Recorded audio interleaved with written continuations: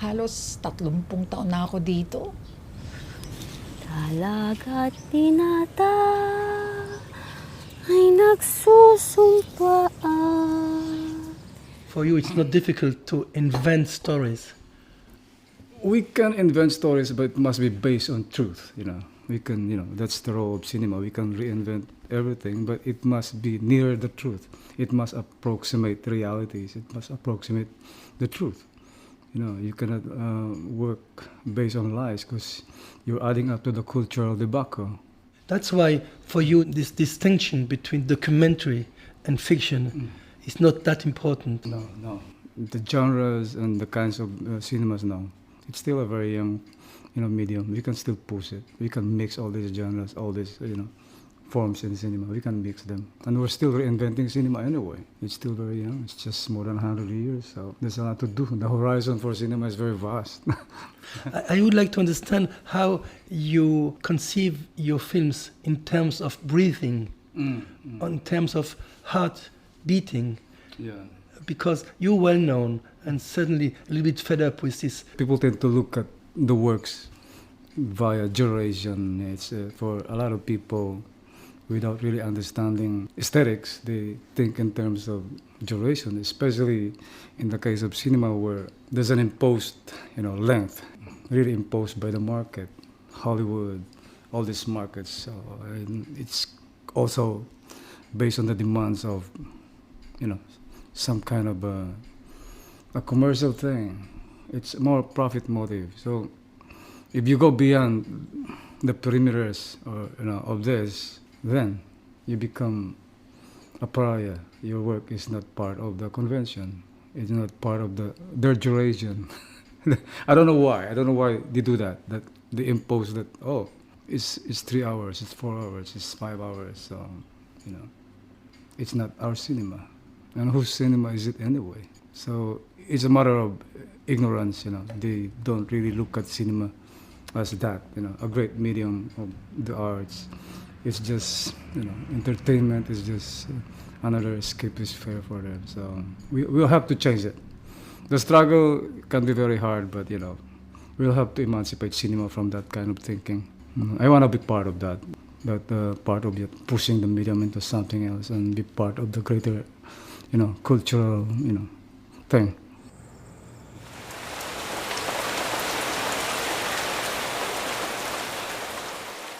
In your film Death in the Land of Encantos, before a question about Encantos, this is a word in your language? Or It's Spanish taken word? from Spanish, Yes. but we embrace it because a lot of words have been integrated to our language. Encantos is from Spanish. Enchantment or enchanted. And a word for us is, we lost it already, the real word, the Malay word, so it's part of it. For instance, in this film, the first shots on these landscapes, with rain and wind, this devastation, you begin to film with your camera.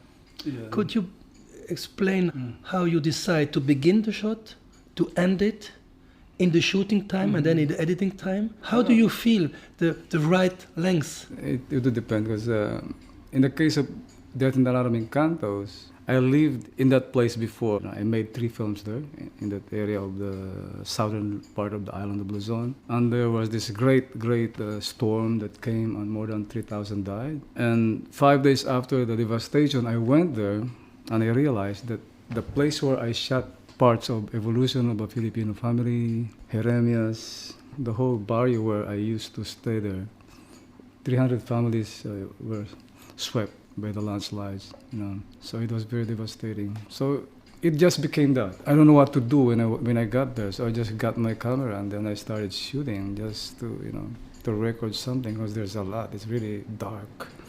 You can see people, it's death all over the place. And then I decided to just record. Maybe I said I want to give the footage to CNN or BBC or some news bureaus there, Reuters or Agency France Press or the local papers. So I started shooting for a week because I didn't know what to do. So it's an impulse to be part of it because I lost the whole barrio. I lived there for a year and the 300 families that I've known there, they're all gone. So I started shooting and shooting along with a friend, just as the two of us, and then. Sorry, shooting and shooting. Yeah, what does that mean for you? I mean, it was in your mind, with you in your body, because you're shooting long shots. Yeah, it's part of the responsibility of cinema, just to chronicle things, just to record things. It's part of it. Document it, don't lose it. These moments, and it will be, part of our lives. We must remember these things. We must take stock of what's happening in the world. So it's very intuitive for me to do it. I just went there, and then after a week, I went back to my studio in Manila with the footage, and I was watching all these devastations and torment. So I said, maybe I'll make a story around it. So I asked the three actors in the film, they are theater people, and they're very close to me anyway, I said, can we go back to Bicol? Bicol is the name of the place. Can we go back to Bicol and I'll just work around these three characters. Just be with me while we are there. So they went with me, and then I started creating the characters, and it became that,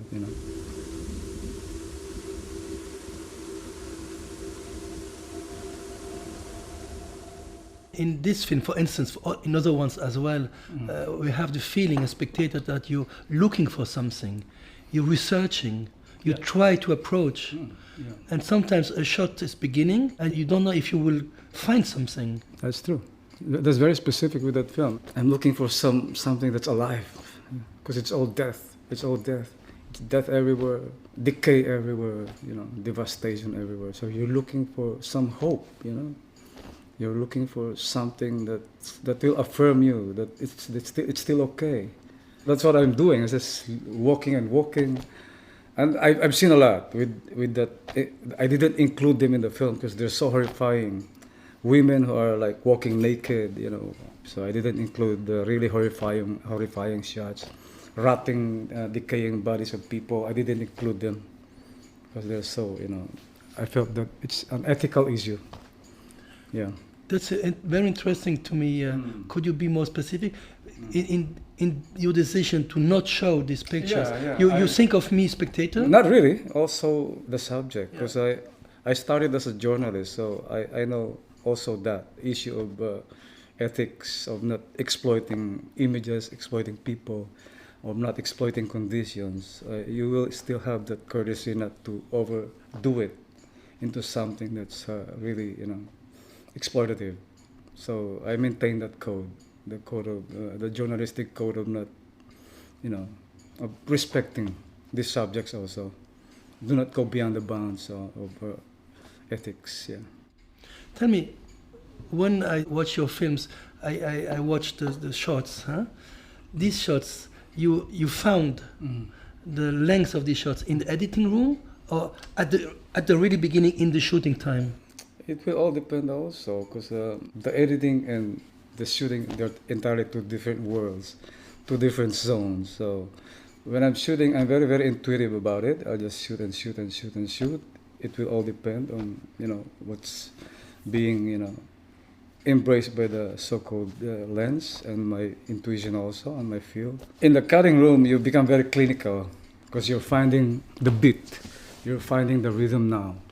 You're juggling the images into something that will make all these images into one whole harmonious work. So it's a very, very different and rigid condition now. While even you're shooting, it's more organic and free-flowing, and it's just sometimes very abstract. You're just feeling things. But in editing, now you're constructing it, constructing it into some, there are bits, there are measures that you're looking, so it's a different zone. In this film, Death in the Land of Encantos, you're filming with, I guess, the same intuition, the same desire to understand what is going on, landscapes, and the body of a naked woman. All things that you see, it's more of you're affirming something in your emotion, very abstract. Because when I went there, the emotions are really, really intense. People are, screaming, shouting, looking for their loved ones, and you too. Every time during the shoot, I'm breaking down. I was breaking down because you see all this devastation. So it became that, just very intuitive and just following things, being there and chronicling things, doing some, maybe some homage to these people, not to be forgotten. Yeah, it can be that also. But I was wondering, because you have this ability to research in landscapes, something to watch and to share with me as spectator, and you have the same attitude to pay the same attention to this woman at the beginning, sleeping. Yeah, She's sleeping. Is she sleeping? Is that the first shot? Yes. I don't know if it's just sleeping or she's dying. I don't know. I was there. You stitch her. Yeah, of course. Yeah, the landscape creates for me the very aesthetic template always of the film, not just the look. Once I see the landscape or the location for the film, I see a whole universe. So I create a so-called alternative universe there for my cinema. If I create a character, then I'll create this place as his habitat. It becomes that, you know. He will interact with the wind. He will interact with the dog. He will interact with the soil. He will interact with the kind of, diegetic, presence there. So it becomes that universe. It becomes that aesthetic template. Yeah, that's why it's important for me to see all these locations, because it creates this alternate universe that you eventually become this film. Nay, dito na lang po kayo, Nay. In your films, you have some actors, actresses, professionals. Yeah, it's a mix. It's a mix. It's a mix. From cinema, from theater, and sometimes you get local people. And how it's working to bring together the... You just wish that come together, but most of the time, of course, we rehearse, because I write the script every day and I give it to them. I'm very strict also with the dialogue. Very strict with the dialogue. They can't improvise. They can improvise, but you must tell them that they mustn't go beyond the parameters, so that things will not go astray. Because you're also very, very aware. You are following a certain trajectory in the story, in the narrative. And also you're following a certain trajectory for his character, for your character. So I'm very careful with that. So I tell them, okay, you can improvise on this line. You can rework it in any way, in any grammatical way you want, but don't lose the essence of the film, of the line. Don't lose the word conscience. Don't lose the word pity. Please don't lose it, because that word is important there. So you tell them that. Because a lot of actors, if you allow them to improvise, they'll just do it. Yeah, it's a show for them. So you tell them, you don't move beyond this essence. It's not your show, it's my show. It's important that you don't move out of the character. You tell them that, yeah. And you're writing the scripts and the dialogues day by day? Yes, I always wake up at 2 a.m. and then I write. It's my process. I'm writing every night. Yeah. You don't write in advance for the whole film? Well, sometimes I write them, but we use these things for pre-production only, for casting, for getting little money, asking money from friends. But during the shoot, things will change. I will revise the whole thing. This universe is open now. It's a different world now. So, like in the case of Norte, a friend of mine wrote the script, but during the shoot, I revised the whole thing 95%. So I wrote it every day. Maybe because we are not from your country, Philippines, we watch the films and I see stories with historical background, but stories which are quite complex. And with fragments, we don't get all the elements to really understand them. And you speak about esoteric. Yeah, sometimes it's in the case of Lullaby for a Sorrowful Mystery. Of course, Western critics or academics or writers, film writers wouldn't easily get it, because I borrowed a lot of historical characters and you don't know them. In that film, I borrowed 3 historical characters from the 2 novels of our national hero. So people are like confused. Who are these guys? And there's also the mythical character, which is very much a part of the cultural landscape during that epoch. It becomes esoteric because these things are new to them. Sometimes I apologize for that, because it's very specifically Filipino or Southeast Asian, some of the characters, yeah. It becomes esoteric because of that, Very strange for some people. Who is this? Who are these people? And you don't know the background. You feel responsible to reinvent cinema in your way, in your eyes. Oh, yeah. Is that meaning as well that you're reinventing somehow myself as a spectator? Hopefully I can change you. I can change your perspective, or I can affect your, vision of life. Because at the end of the day, doing greater cinema which is beyond the convention or emancipating it from the convention. It's all about that. It's still a struggle against time, a struggle to understand time, a struggle to understand life. This so-called, humanity, the paradox of our existence. It's all about that anyway. Trying to understand this very, very paradoxical existence of ours. So. And you basically trust us as spectators. Oh yeah, I respect you guys, the so-called audience, the so-called spectator. Because as much as I'm trying to be very honest and truthful and struggling with my work, I want you to struggle also, to be very physical and very mental about these things also, if you can. But if you don't want to engage with the work, then I'm okay. There will be time, there will be time. Cinema is just there anyway, so. You speak in terms of struggle. Is making films a struggle? Yes, very much, I just want... It means it's a violence. No. For me, struggle, it encompasses everything. Our daily lives is a struggle. You wake up, you're lonely. It's hard to get up, to bring back your bearings, to be able to understand life again. That's a struggle. Trying to be spiritual by feeding your children, that's a struggle. Giving them education, for me, that's struggle. So it encompasses the whole gamut of being alive. Yeah. Cinema, therefore, for you is a way to be alive. Of course. Trying to understand life, That's the power of cinema. If you just embrace this whole vision of, creating alternative universes, there's the power of cinema. Because we can see life through this lens, through this universe, through these images, this world of black and white, So you see it, You're living in your culture, in Filipinos, and also have these roots in New York, in America. Yeah, because my children live there. Yeah. How do you feel yourself to be in between two cultures, two very different cultures? Well, I consider myself as part of this world, small world. So for me, I can always live anywhere. I can live here if I want, in Brazil, if I decide to do it. So it's still the same. I don't see the world in terms of borders and nationalities and countries. I see it as one whole universe. I'm not seeing you as a Swiss guy or I'm a Filipino. We're just human beings. I don't see borders in life. Yeah.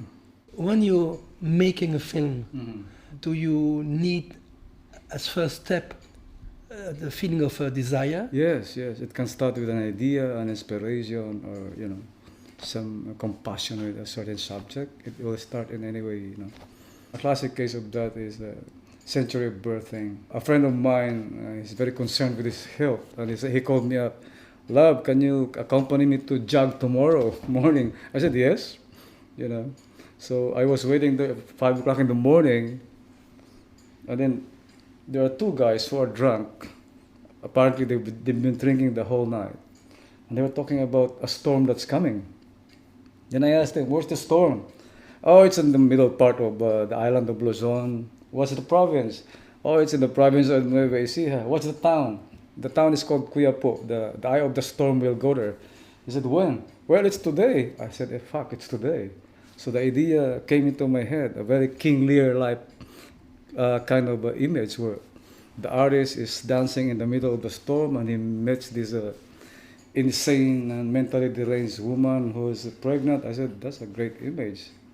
So I called up the two theater actors. They said, "Why?"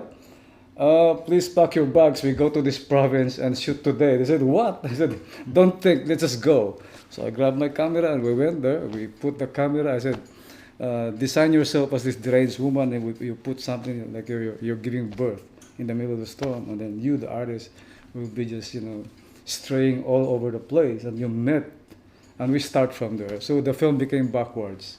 So the ending of the film was the first shot of the film, and we started trying to piece together backwards. So it is just that inspiration. They come and you don't know when. And then you find the tools you need to follow this inspiration. Yeah, just follow them. Just follow them. Piece by piece, follow the threads, be open, be organic. What's the provenance of this artist? What is his problem? Why did he end up in this middle of the storm?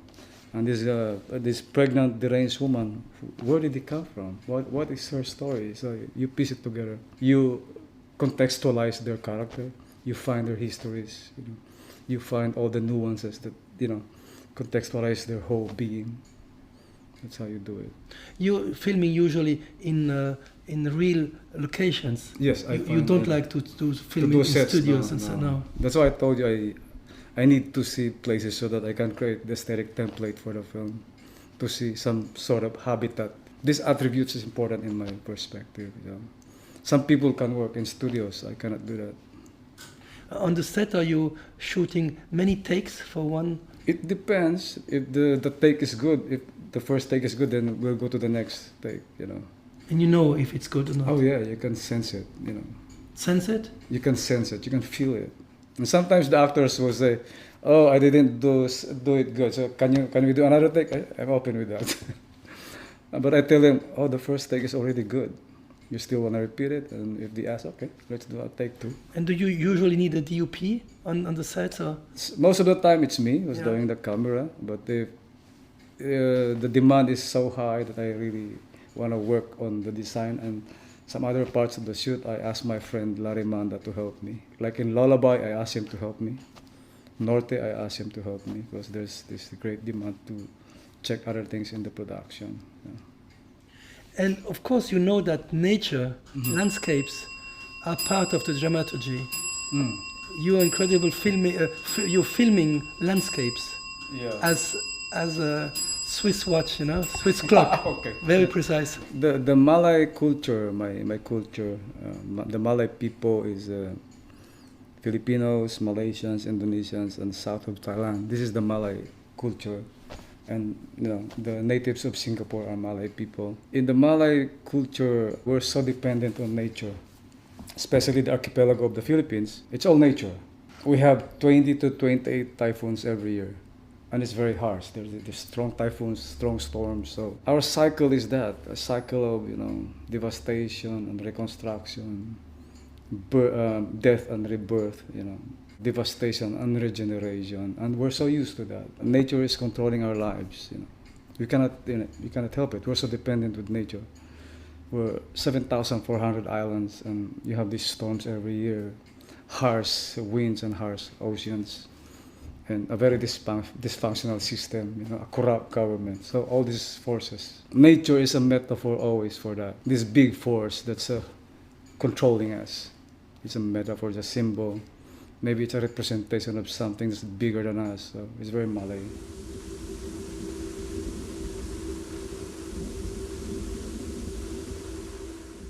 Lav Diaz, maybe one of the last questions, and thank you very much for this conversation. Your films, your desire to share these stories with us spectators, and the industry, how do you manage that in terms of money, of production? Yeah, well, because of the respect that this works has gotten, especially in Europe, so some people are giving me little money now. They're offering something. They realize now that there's something in this madman's work.